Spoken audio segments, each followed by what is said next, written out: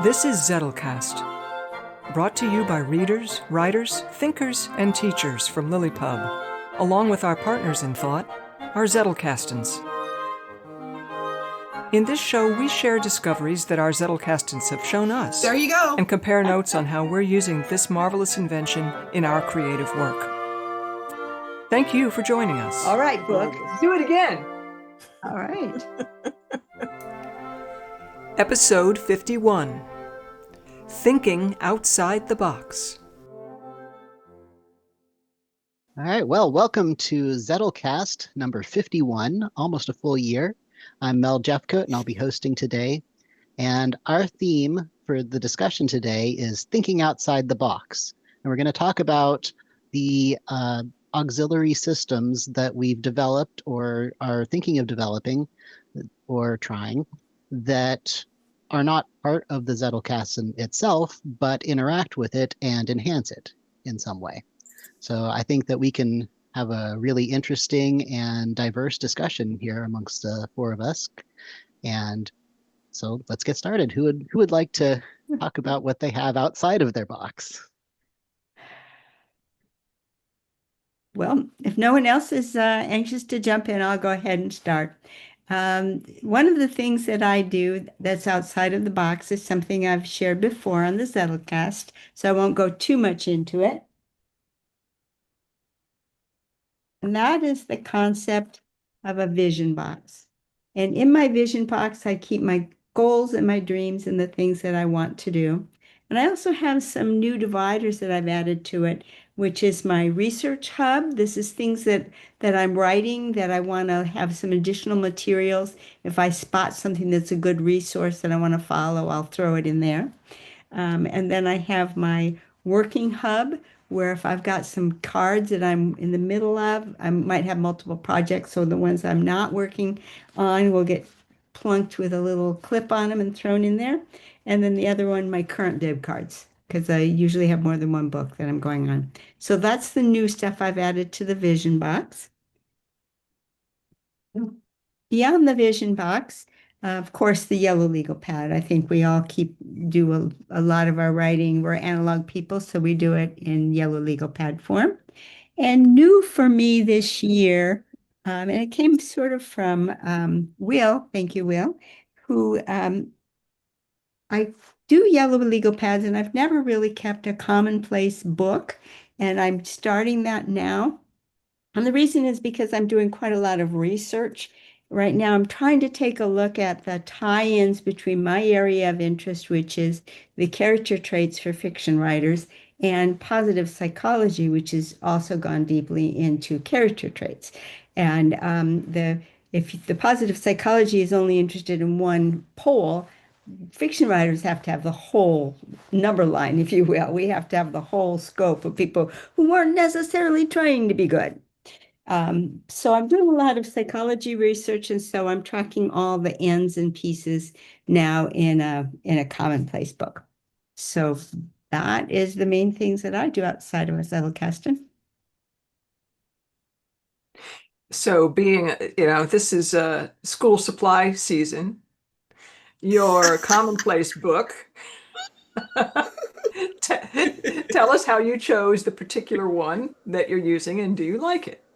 I like it very much, and I have Bev to thank for that. She made a posting and showed a picture of the Commonplace book that she used, and I looked it up, and I liked everything about it except it's lined, and I'm crazy about graph paper. So I found one that was just almost identical to hers except done with graph paper.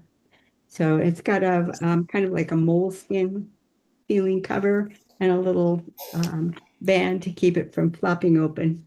And beyond that, a ribbon or two for marking places.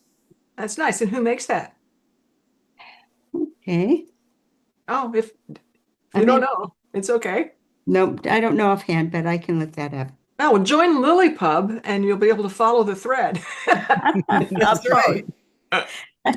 I'll post in Roanoke. And I'll repost Dev's into Roanoke as well, so you can see the line version.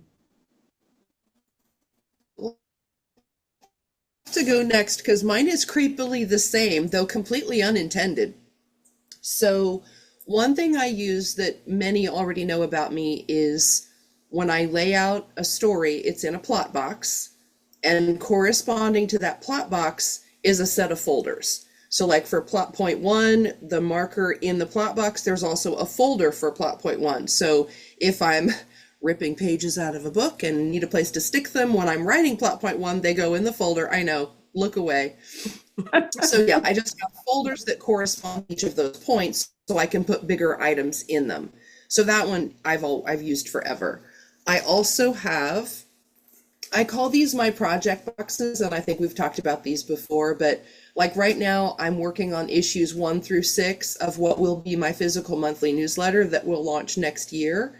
And so that's what these are for. So for those kind of forward facing, still collecting data points and information, those just go in, I think of these as project or satellite boxes, because they just sit separate. Now, eventually that all will get filed in my Zettelkasten, but just for ease of use, I have those. But it's funny that Kathleen launched a Commonplace book. I used to use these all the time. And the difference that I made was rather than one, I don't know if you can see this, this is just one journal. Okay, it's a lined journal. And I buy them 6 at a time, and I divide them up using either little tab dividers, or sometimes I'll just put a stripe of washi on the page so that I can kind of tab to it and find it. Or sometimes I will insert a whole new page as a divider. That's just cardstock from an old postcard. So I divide it up myself because having those visual markers are easier for me to navigate than just plain tabs pre-existing in a book. Interacting with the paper myself and putting those in helps me section out the sections. So I've used these forever, and this is a 8.5 by 5.5.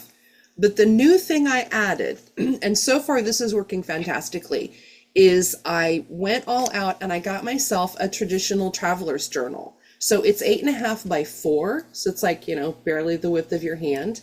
I love the size. I can literally throw it into anything. And what I'm using this for, you will be, those of you that are pestering me, is working on my novel. So these come with these little folio books. Okay, so it's just a little thin insert, and you can insert, I think, up to 4, but this one currently has 3 in it. So you just a little insert, for those that don't know, it's just one of these little cardstock folios. Mine are lined, college ruled, and you just slip them into the tab. And so you can slip in as many as you want, and then the whole thing is bound up with this snazzy little rubber band binder. But what I like about it, like the first section is just for general novel stuff. And then the little second book that is in there is story maps and sketches. So this is where I'm drawing things like, what does the west end of the property look like? Or if he were to walk from where he is to where he needs to get to, what does that path look like and what might he see on the way? So this allows me to visualize pieces of the story before I write them, because that's just how I think, and I find that is really helpful. And then the third one is just a blank one that is kind of a catch-all. I do experience collecting in there, like if I observe something and I want to capture that for a note card later. So I'm just kind of experimenting with writing more in longhand, but in an abbreviated fashion, so I can't, it keeps me from sitting down and writing like long content, but I can just do a quick capture for later, and I'm liking it. And I can swap those little books out. So if I want to work on dialogue, I can take the one out for sketching, put the dialogue one in, and take that. So it just allows me a little bit more room than like just one of my small mobile decks, that I could just capture a few words on. So far, inspired by both Bev's Commonplace book post, which I was so grateful for, and the idea of doing more capturing by hand, just in a little bit of a longer form, but not totally full paper. So far it's working. So I'm loving that.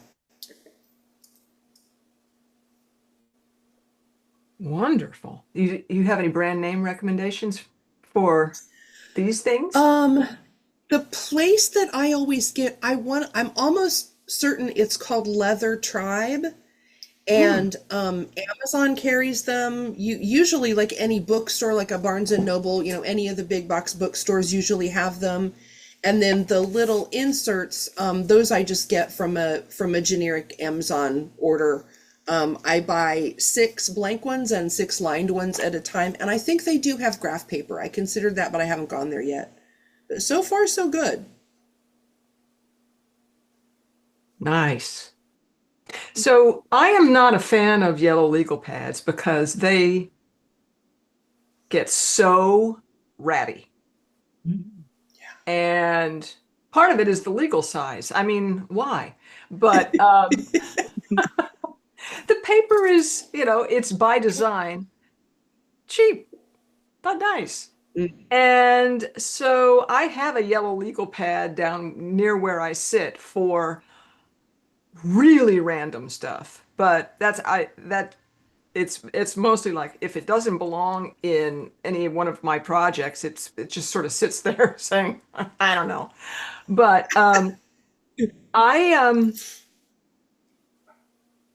this is a lot of the stuff that I've been doing lately is as the Roanoke project is maturing, I'm finding new needs. So one of the first things that I did is I created this book. This is Roanoke, and the structure of the tabs matches the structure of the sections in my Roanoke project. So 1 is characters, 2 is world, etc. 5 is story arc. And then I've got some stuff at the end, like saving my drafts. So I haven't gotten so massive with the drafts that I'm needing to use the folder system, but I look forward to having that problem. So there's that. And a lot of, if I'm just really kind of brainstormy, generally I will be brainstorming in the story arc section. And I've got a lot of paper. And this is a disc planner. And the paper that I've gotten that can fill this, I went to Amazon and I got refill paper because, you buy these things. And mine happens to be Levenger. It is compatible in terms of the spacing of the punches with Happy Planner. And what I like about the paper that you can get for this is that it will stand up to a fountain pen. Yeah. And when I'm sitting down to write my first handwritten draft of a story, I have just started to really love the ritual of using the fountain pen for it. There's something about the feedback with the ink and the tooth of the paper and all of that. It just feels lovely. Awesome. Another one bites the dust. I'm not collecting fountain pens yet. Yet. I can see how it becomes a thing because it is. Well, I used it, but my first job as an adult used a different kind of fountain pen. It's a calligraphy pen because I'm so old that I became an adult in the time when you would get paid to write music on paper for other musicians to play. The job is called a copyist. It's now all done digital, but it wasn't at the time. And I wrote many, many, many notes for many jingles and Broadway shows and all that stuff. So I'm comfortable with fountain pens, but I hadn't really used it for writing. I just love it. Anything that sort of just gives you that kind of warm fuzzy. Yes. Yeah. So when I'm in a brainstormy mood, I'll just be thought after thought after thought, and I number all the pages, and as the thoughts are separated, I do A, B, C down the margin. Cool. And then I'll do a collection run. Which of these things wants to be a card? And um, it's the constant battle of not getting behind. You get Right. card. If you put everything on a card, then you got to figure out how to file that card, which is a pleasurable activity. It's just it's daunting when you've gotten behind. And now I find that I've gotten behind on these little things, but I'll catch up. So there's that. Now, you mentioned your plot box. So I made a plot box and I mimicked your thing exactly using Derek Murphy's plot points, even though not all of these are going to be pertinent to the Roanoke project. It's not a this is very conflict driven narrative thing, but there are things that totally work out and other things it's figure out like ultimate defeat. Well, I don't know. Not so How much. ultimate is that ultimate defeat? I don't know. But Yeah, you get to decide. yeah. So the problem that happens with this, I mean, it's great to be able to just like have the cards here and really walk through the story. As Victoria, you've said that when you were really uh, eyeball deep in your novel, you would begin each session just walking through it, and I can totally see how that just brings everything together. But the problem is when you create new cards, I'm not creating new cards knowing where they go in the plot.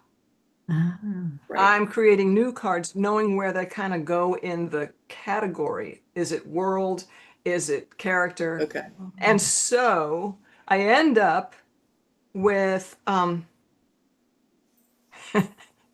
so many things are over here and they haven't left a forwarding address, right? So all the cards that like 5.5 H2B is next to 5.5 H5A.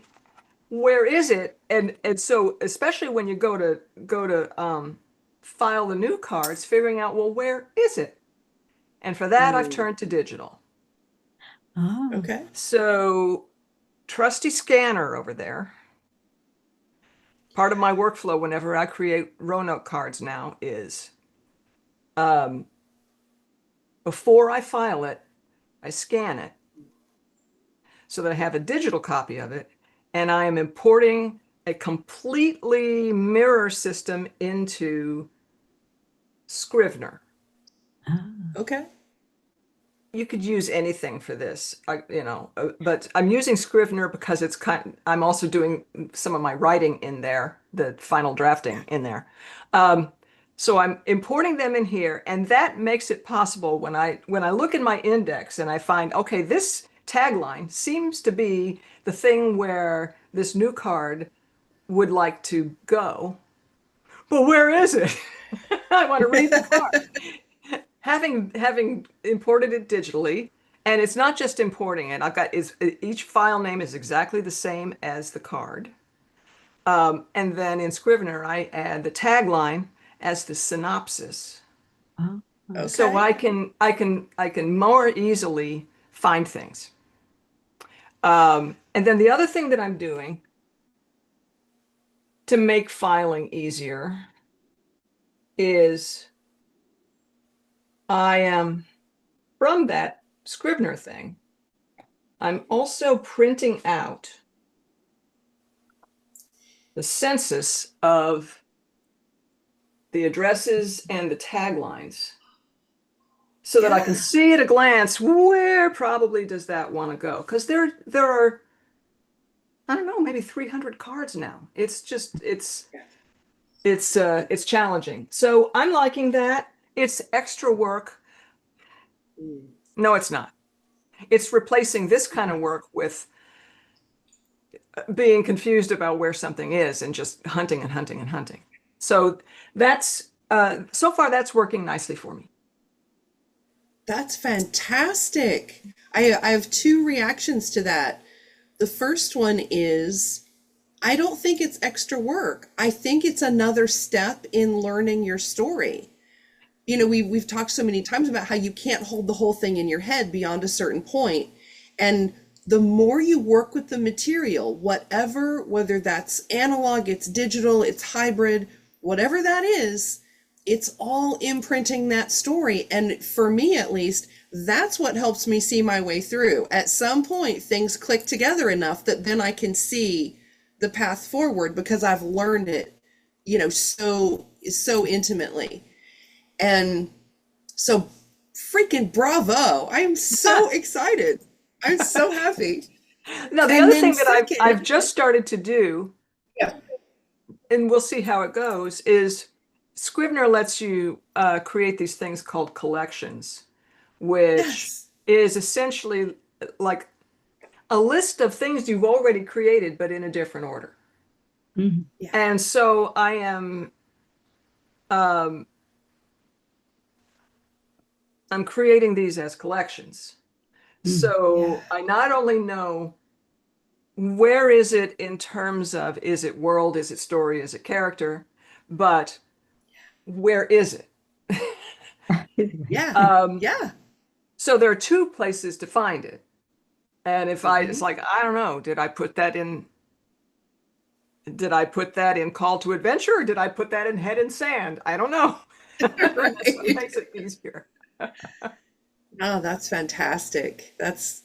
I may have to interview you about this because Cool. you're solving problems in real time that many new writers, they don't know what they don't know. And they don't know that they may need to solve this problem at some point. And if having that mirror system as another way to search is helpful, I mean, that's fantastic. So, yay. Yay. Yeah. And then, And I'm really trying not to build a system until I have the need for it. yeah. Yeah, good. And I wish we would have done this before I sent my book off to the typesetter, because I totally would have quoted you on this because you said it beautifully. But I make reference to how, you know, painters have brushes and palettes and paint boxes and easels. You know, all of the other creative arts have so many things that help get you into that world. And I'm so glad that you mentioned the quality of paper and using a pen that gives you warm fuzzies, whatever that means, or colored pens or washi tape, whatever. I think it's so important when you're in that creative trench that you surround yourself with things that inspire you and light you up and give you toys to play with, because I think it helps get you into that mindset that's not just mindless clackety clacking on a keyboard, which for me doesn't inspire anything. So I think that's fantastic. If you can figure out what makes your inner monkey happy and feed that a little bit, it makes the whole process not only more enjoyable, but I think it makes writing feel more like creative play. And I think good writing comes from that. Yay. Yay. Cool. Well, my contribution is an experiment that I'm working on that I've got the basics down, and so I want to share it for some feedback, and maybe some other people want to try it too. So it came about because of reading this book, Index, A History of the Index, which was very interesting if you are nerdy like we are. But the part that I found the most interesting was the medieval period, of course. But that was when a lot of the processes that we use now were being invented. Like the first indexes were created by two different people basically simultaneously in the Middle Ages. And one of them and they both did it slightly different. One of them did a subject index, which is the thing that I was really interested in, and the other one did a word index, like a concordance. But the subject index, the way this guy set it up, was he created these little symbols for his various interests, subjects of interest that he was studying. He was a bishop, so it was usually religious things. But he would make these little symbols in the margins of the books that he was reading, or the scrolls, or whatever he happened to have. I think they were all books, actually, because he uses page numbers. But then he created a subject index that it had a list of all of the symbols and what they meant, so you could look that up. And then it had each of those categories, and then the title of the book and the page numbers in his collection. And only an unfinished version of this index survives. There probably were complete ones later, but they didn't survive. So they have an unfinished version. But some of his books are collected as well. So it is possible to look up some of these things in his actual books and see the symbols in the margins and see the passages that are being marked. And I'm like, well, this is really interesting. Would it make sense to do that as an addition to a Zettelkasten?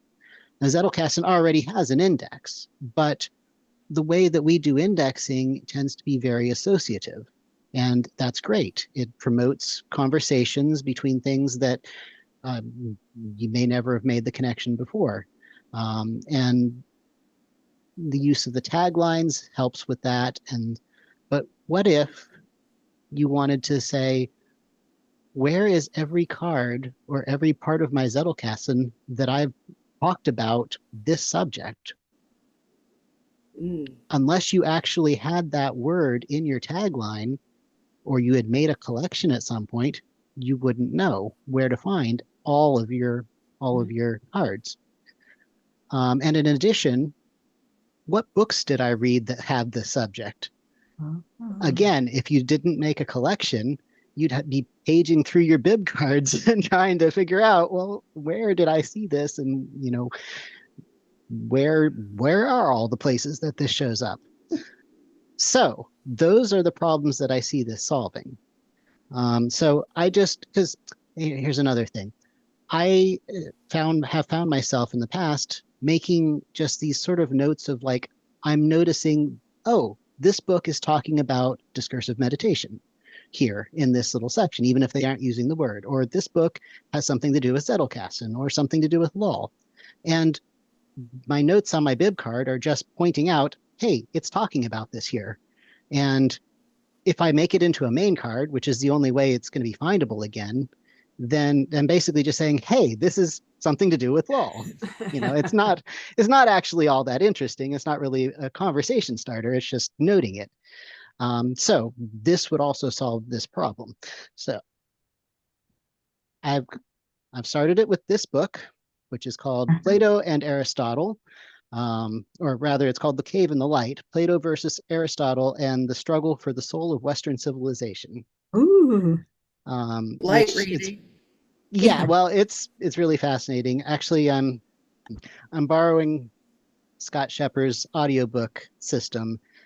So I have the book physically, but I'm pre-reading it by doing the audiobook while I'm doing other things.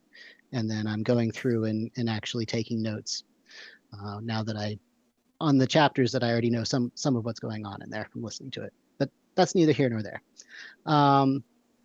So I've come up with some symbols for my main subjects that I tend to just want to note. I'm finding this here. Discursive meditation, Zettelkasten, LiLL, those are the big ones. And so you might know, I don't write in books generally. I find it very difficult to do anything like dog-earing or writing, or I would never tear a page out. My goodness.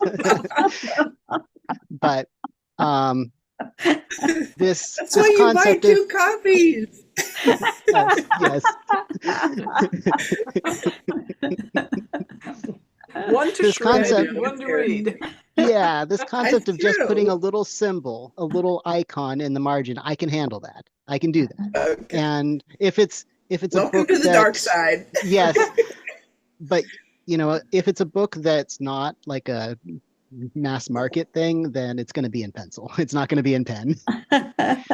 Um, but so I've started to do that. I've set up a separate bib card to go along with my regular bib card, which just keeps track of the page numbers with my symbols. I don't know how visible that is. Oh, yeah. So Ah. those are some of my symbols, which we'll see more of in a little bit. And And that I've got bib several card pages. is that for that bib card is for the overall index? It's for this specific book. Oh, okay. And what my intention is when I finish a book, I've got a list of all of the symbols that I've put in it and the page numbers, and then I can put that into my Word document that I'm building, which is where we'll go next. So I'll share my screen here. Let's see.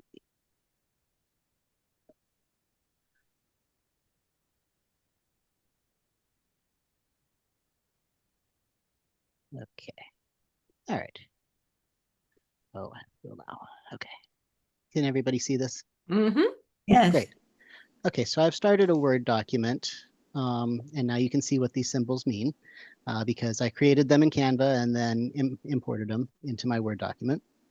And so my plan is to just have a row of the table under each of these for each work that I add to it. So Herman is the author of the Cave in the Light book. And I don't know if people know this, but in Word, you can go into the reference tab and citations, and then you can put in your citations. And then you can just click on them to add them to wherever you want. And they'll add them as a short citation right here. And then you can tell it later to build a bibliography with everything. And Ooh. Nice. I haven't tried this yet, but Zotero connects into Word as an add-on. So presumably, if you use Zotero for managing your citations, then you could just import them. But I don't know the details on that because I haven't tried it. So yeah, I've got this started. I've got lull. Contrariety is a Lillian concept that I tend to mark when I see instances of it, examples of it. Discursive meditation, Zettelkastens.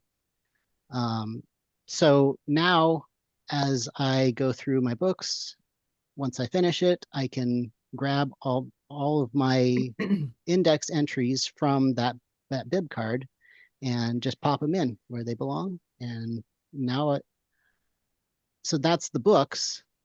I also intend to get the Zettelkasten cards locations of just the general place. Where does it start that I start talking about Zettelkasten? It's in multiple places in there. Discursive meditations in multiple places, lulls in multiple places. So those will be entries as well once I find them. So I think that this has a huge potential, especially for somebody that's working on a particular research project, because then you can keep all of your research in an easily searchable and refindable way of looking at it. So, stop sharing. So I'm very excited about this, and I think it's going to work out beautifully. Yeah.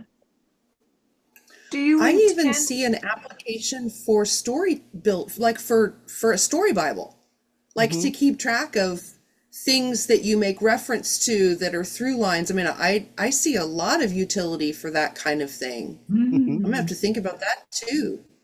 But yeah, just Awesome. for tracking those things, a symbol makes perfect sense.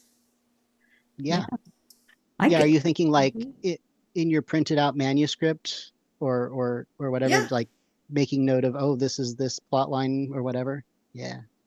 Cool. Yeah. Ooh, we could put it in the margin of Roanoke. So if somebody's saying, I know I saw them mentioning the vein earlier, that word came up. Where was it? Flip, flip, flip, flip, flip. There it is. There's that symbol.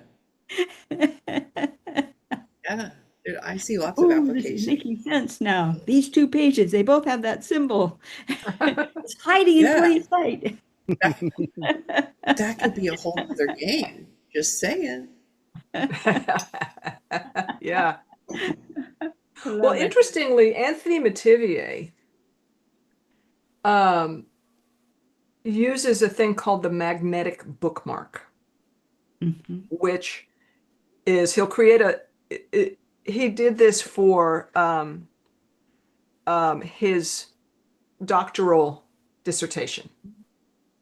So when you have to defend your dissertation, they ask you all sorts of stuff about what did you include and what didn't you include and where did you get this and where did you get that. You know, we heard a little bit from Shelley Meadows about every sentence has to have two sources, right? What were your sources? And that was the kind of thing that he prepared for. And so what he does is he creates a memory palace for the entire work that goes in order, and then he associates mnemonic images for the exact place, the page number and source for everything. And he had that so down. He tells the story. I'm probably going to scramble this up a little bit, but he was at the time he was not necessarily a calm person, but he had prepared himself so well to defend his dissertation that after it they remarked, the only guy cooler than you is Miles Davis.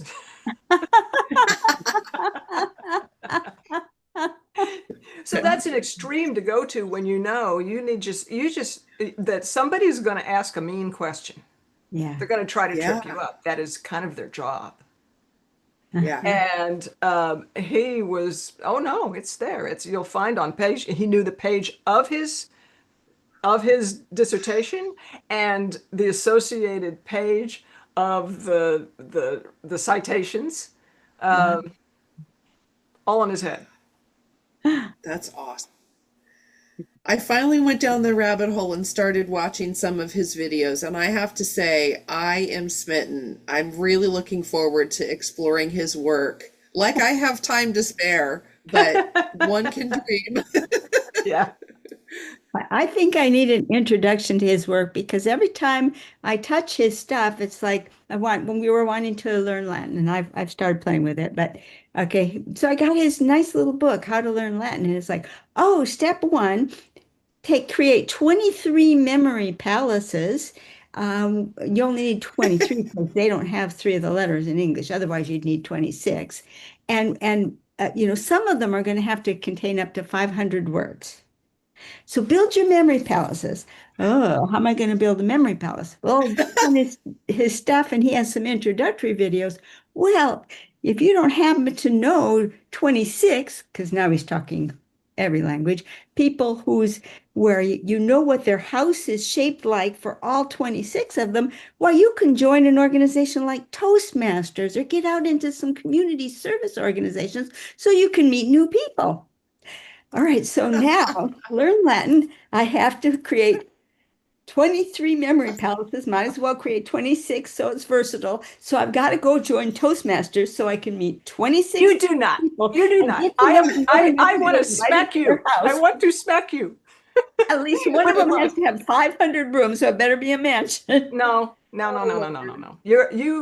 What you are doing right now, I want to hug you and then smack you and then hug you. What you are doing is Tough exactly what people who get into the Zettelkasten do, where they try to over-engineer the numbering system, and they don't even start because they're full of I can't because, yeah, but.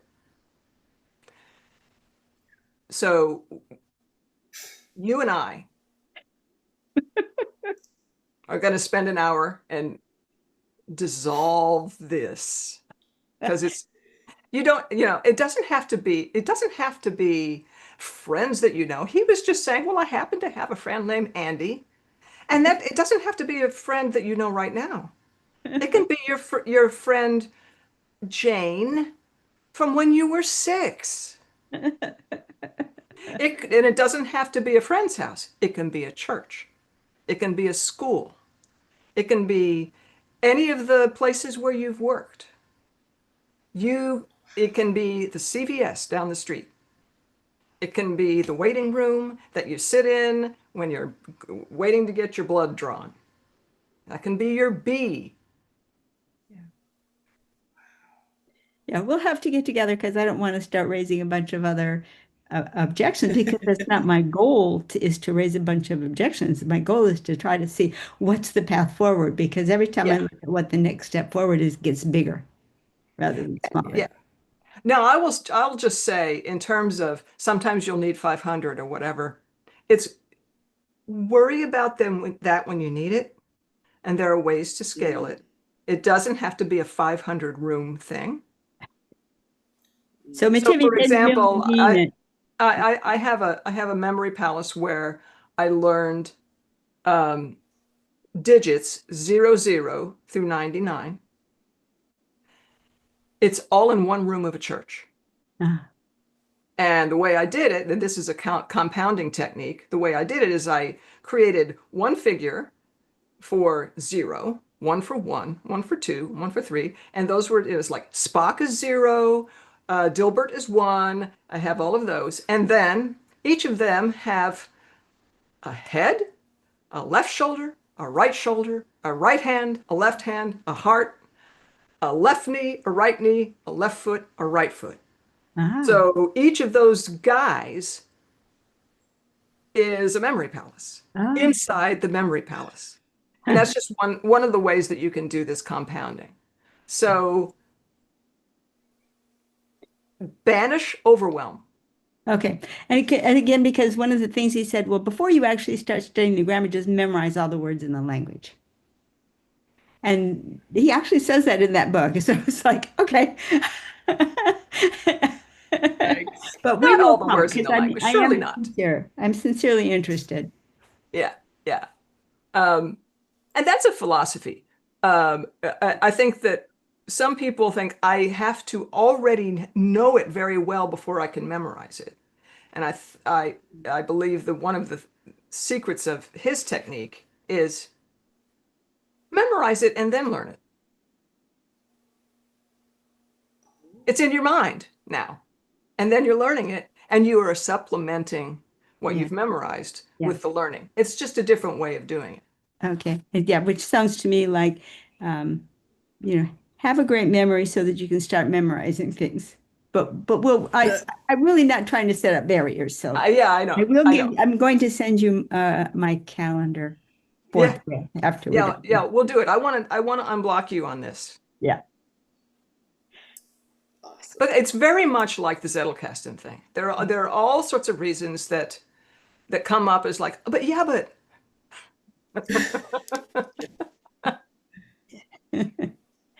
And just know that you're not the first person to do that. Even, he's written a lot of books that really delve into the ancient traditions and where all of this began. And the ancient people are talking about, how do you get these people to get over themselves and just start? That's awesome. Well, I've spoken that enough about the Zettelkastens, so I'm anxious to hear how that applies to the memory palace. Yeah.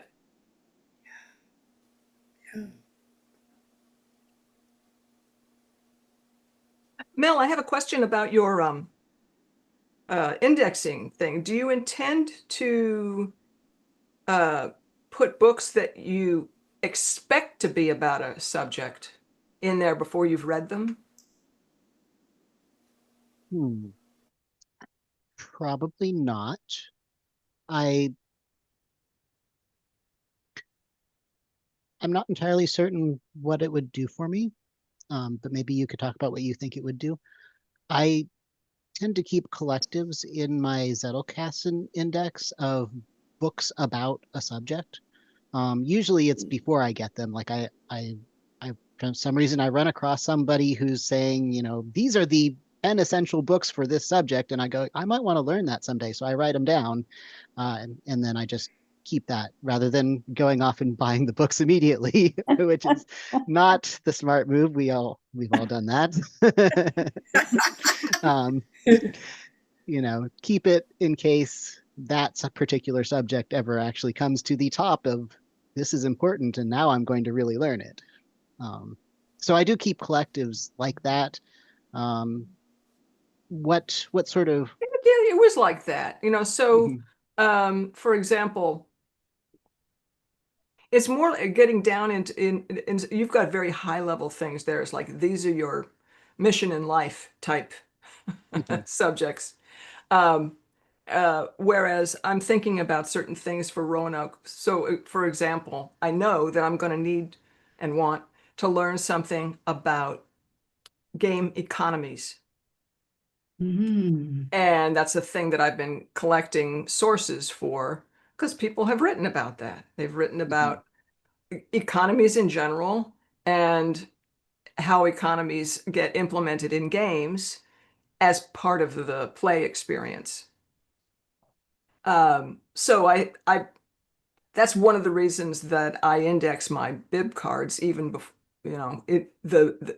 instead of creating a collective list like you're talking about, I just make the bib card and I index the bib card, and hopefully that kind of that my tagline and index entries are going to be fruitful. Yeah. Yeah, I like the collective, and it actually most of them live in my actual index, just under books. Occasionally it makes more sense to have it as part of the main cards, but then I link to it in the index. So this is where to find the list of these books. Mhm.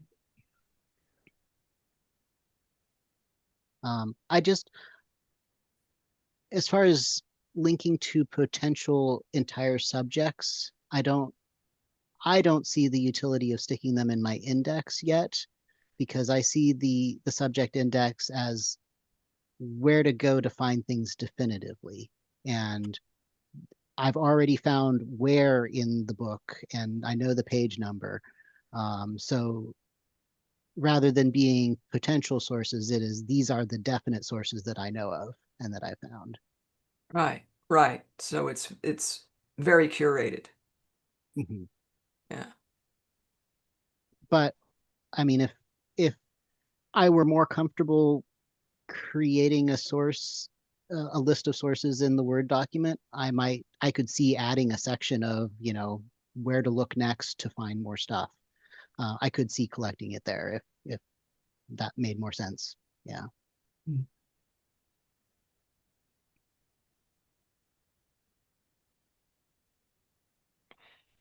Yeah, these digital choices are not at all, not for me, tempting me away from the analog. Mhm. It's just so, the thing that is hard with the analog is putting your finger right on something Mhm. that could be in multiple places. Mm. And it might not be in multiple places if I weren't creating a story. Mhm. But because there are different ways of conceiving the ordering of the cards, that's where the digital has been useful. And also the fact that we're writing Roanoke together, Yeah. I would be scanning my cards anyway. Yeah. Yeah. But I'm looking for a way that the thing that I'm doing that's making it easy for me to find my way around in Scrivener to hopefully recreate something like that in the wiki. Yeah. If not Scrivener itself, I don't know that we want to get into everybody using Scrivener, but Yeah, my biggest problem when I want to find a card is I can usually find it in the index, but what do you do when you go to your box and instead of seeing the card, you see one of those infernal out cards? Especially when now, you think about it and you say, but that was for 2 newsletters ago. Why is it uh, so? Is it? that's so true. Something I do for that very reason is if I pull something to use in a story, I either stick a post-it note on my out card or just pencil on it where I'm using it. And I really try to be strict with myself about keeping things where I'm using them. That's why my satellite boxes are so important. I Mhm. try not to just lay them somewhere or stack them somewhere unless I'm actively working on something, in which case I'm fortunate enough to have enough space. Like I'll dedicate a space on the stand-up desk and I will lay out those cards that I'm using and they never get put away, they never get moved. Well, unless the princess intervenes, but I have no control over the cat. But at least I know where I was using them, and usually Yeah. by having them in that place, I can find my way back. But that is a problem. Well, what I've taken doing, and I didn't present this because it's only, I won't even say it's half baked, it's about 10% baked. I'm really excited about um, Michael Dean's essay architecture. And so I've identified, well, first of all, on my creativity ring, I added him to the creativity ring with all of the little symbols for all of the sections. And now I'm in the process of using them as I write. And so I'm creating little 3x5 cards that collect. This is the essay I'm writing this month. Well, that's not true. These are the cards I've collected for that essay so far. And I'm only on 2 points, well, just starting the third element in ideas. So it's taking me a while. But what I'm doing now is when I take an idea that I want to add to it, instead of pulling the card, I make a copy of it on a 3x5. And then I reference where it came from if I want to get the original card. And then that way I'm not taking things out and running away with them. I treat my Zettelkasten like a reference library now. I don't check them out. That's Right. Okay. So that's fantastic. another way that's similar to what I'm doing with Scrivener. Yeah, yeah, Yeah. yeah. That's why I thought of it. And then, of course, these are the ones that are particular to the essay I'm writing right now. Nice. Mm. But we'll see how that goes because it's my first time through trying it. I've done it. I did it for my last essay, but I didn't pull any cards. I just took each of the sections and talked about how I plan to implement that idea. Whereas this time around, when it comes to material, he refers to material as being the bricks that you're going to assemble. So I've got individual bricks that are references from my Zettelkasten. And likewise, my references and likewise my experiences are pulled, but pulled in copy form. Mm. Very cool. And did you mind making the copies by hand, or was that a pleasure? Oh, it's a delight. Neutral. It's a Ah, delight. Yeah. And it also helps me refine things because, well, especially when I'm trying to tell the backstory of where what I'm now calling the emotion code, where it came from. And so a lot of the times when I made the cards, I had no idea that there was ever going to be a book called Writing with Emotion or a concept called an emotion card. So therefore, it's enabling me to take a look at the same information but from a different perspective. What do you have a plan or uh, any idea of doing something with the cards that you have copied? Like, because it sounds like you might be sometimes changing some things with new perspective. Are you planning to like refile them when you're done Mhm. with them Yes. near their parents? Yeah, right now I've got this is my fourth essay, so I've got clumps of cards that these didn't have any numbers on them. They were just my thoughts that I were arranging for an essay. Mhm. And right now they're in my bib box. And they don't have any references at all. It's just geographically they're in the right place. Right. So, and it takes up a lot of space, and that my bib drawer is almost full. So I'm going to get a pull out of my supply cabinet my old 3x5 boxes, and you know, dump some of the Spanish vocabulary cards and replace them with my bib cards, my notes for my essays. And I might do this for other things that I write too, because what that does is it gives me something akin to what you were talking about with the subjects, because when I'm writing these essays, it's on a subject. So I'm getting a subject survey on and the cards because it includes references and it includes my experiences and thoughts, arguments. Kind of fun. I'm really enjoying it. Yeah. Well, let's since we've got several different experiments, let's make an appointment maybe 3 months from now, see how these are going. Yeah, Sounds good. great. Well, the Well, birthday I girl think, has lunch to go to. Yeah, she's got to leave. yes. Oh, I just got a jet. All Uh-oh. right. Well, let's finish up here. Where can we go? Where can people go to find out more and continue the conversation? You can come to LiLLiPub. Over at lillipub.org is where we hang out when we're not here in YouTube land. And we have a wonderful website over there. We've got our Roanoke project. We've got a circle for Zettelkastens. We've got various book clubs. We've got fusion writing led by Victoria Crowder herself. So many wonderful things that you can find in LiLLiPub. Awesome. All right. Well, we'll see everybody next week. Yeah. Bye-bye.